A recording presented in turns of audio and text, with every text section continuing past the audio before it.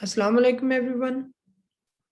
आज की ये वीडियो मेरी एक पुरानी video admission in United states से वाबस्ता है। उस वीडियो के रिस्पॉन्स में आप लोगों के सवालात मुझ तक पहुँचे और मैं समझता हूँ कि उनके जो मेरी नज़र में या मेरी रिसर्च के मुताबिक जो आंसर्स बनते हैं मैं वो आपसे शेयर करूँ। तो सबसे ज़्यादा पूछे जाने वाला जो सवाल है वो है कि सीजीपीए कितना मैटर करता है एडमिशन प्रोसेस के अंदर, और सीजीपीए कितना होना चाहिए कि हम अप्लाई कर सकें किसी भी यूनाइटेड स्टेट की यूनिवर्सिटी के अंदर। तो सीजीपीए के हवाले से मैं आपसे ये डिस्कस करता चलूँ कि सीजीपीए बहुत इम्पॉर्टेंट है। जो मोस्ट ऑफ द यूनिवर्सिटीज़ में मिनिमम क्राइटेरिया है आपका मास्टर्स प्रोग्राम के लिए या पीएचडी प्रोग्राम के लिए, वो तकरीबन 3 सीजीपीए आपसे मांगते हैं on the scale of 4 CGPA. तो जो 4 का स्केल है, मोस्ट कॉमन स्केल है, उस पे आपका 3 सीजीपीए मिनिमम रिक्वायर्ड है पीएचडी एडमिशंस के लिए। अब आ जाते हैं कि वो कितना मैटर करता है एडमिशन प्रोसेस में। डेफिनेटली अगर कोई यूनिवर्सिटी आपसे इंटरव्यू या कोई अपना टेस्ट नहीं लेती, तो इसका मकसद है वो आपको कहाँ से जांचेगी कि आप एकेडमिकली साउंड हैं। आप जो है ना एक अच्छे स्टूडेंट साबित हो सकते हैं उनके लिए, या उनके लिए अच्छे रिसर्चर साबित हो सकते हैं।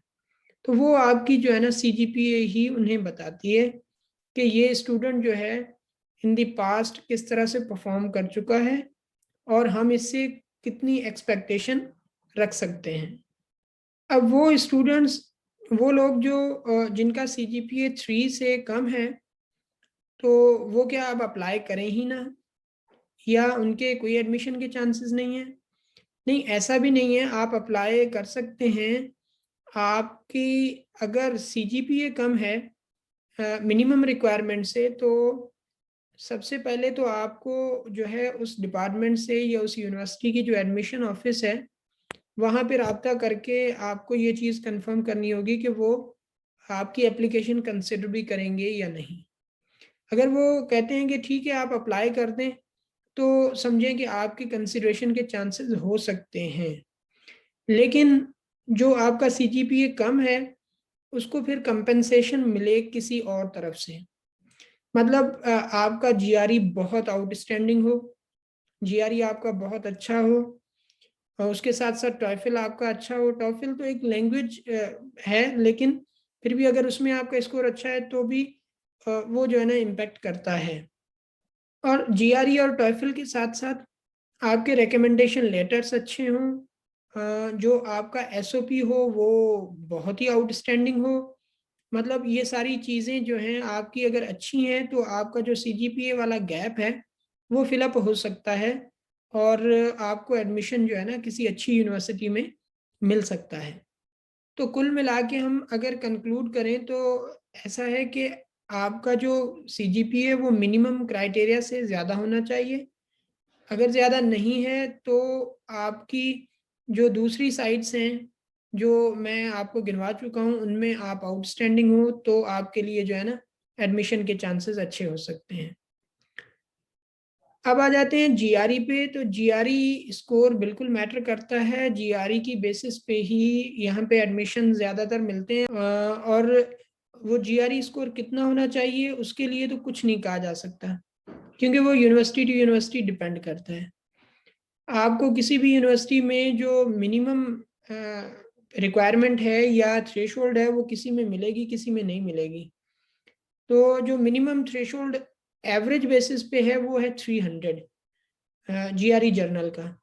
अगर आपका जितना स्कोर इससे ऊपर जाता है, उतने आपके जो चांसेस हैं वो बेहतर होते जाते हैं, क्योंकि जो all around the world average score consider किया जाता है जीआरई का, वो भी 300 कंसिडर किया जाता है, या 305 तक।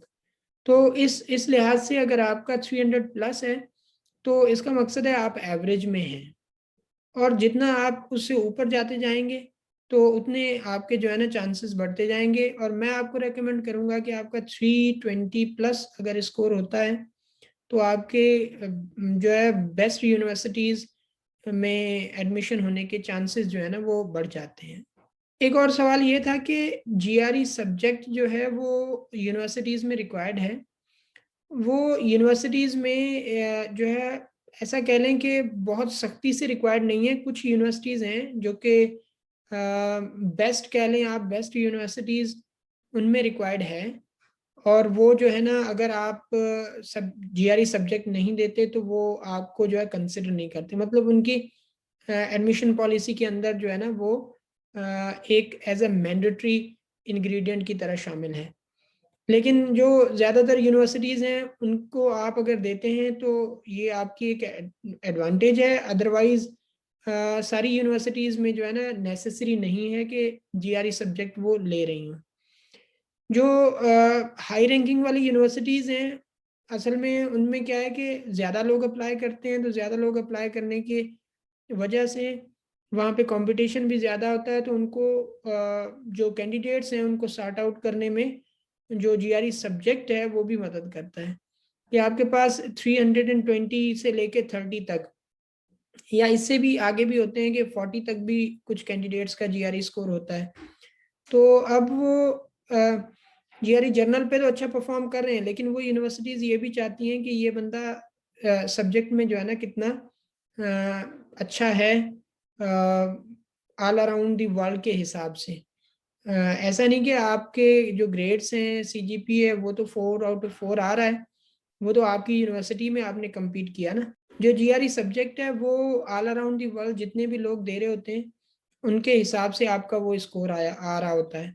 तो उसकी जो परसेंटाइल है वो बताती है कि आपकी standing all around the world कितनी है। तो इस वजह से अगर आप बेस्ट यूनिवर्सिटीज़ में एडमिशन लेने का सोच रहे हैं, जिस तरह से एमआईटी कह लें, हार्वर्ड कह लें, तो डेफिनेटली आपको जो है जीआरई सब्जेक्ट भी चाहिए होगा और उसके साथ साथ जीआरई जर्नल भी चाहिए होगा। लेकिन जो एवरेज यूनिवर्सिटीज़ हैं या एवरेज से भी अबव हैं तो वो जीआरई सब्जेक्ट जो है इतनी नेसेसिटी की तौर पे जो है ना वो नहीं मांगते। लेकिन अगर है तो आपके एडमिशन के चांसेस जो है ना उसकी बेसिस पे बढ़ जाते हैं। सो ये कुछ सवालात थे जो मुझ तक पहुँचे डिफरेंट सोर्सेज के थ्रू, तो मैंने उनको रेस्पॉन्ड करना ज़रूरी समझा। अगर अब भी आपके कोई क्वेश्चंस हैं या मुझसे कुछ चीज़ रह गई हो, आप समझते हो कि ये एरिया हमने डिस्कस नहीं किया, तो आप जो है वो मुझ तक पहुँचाएँ। इंशाल्लाह नेक्स्ट वीडियो में मैं वो भी आपके साथ डिस्कस करूँगा। Thank you.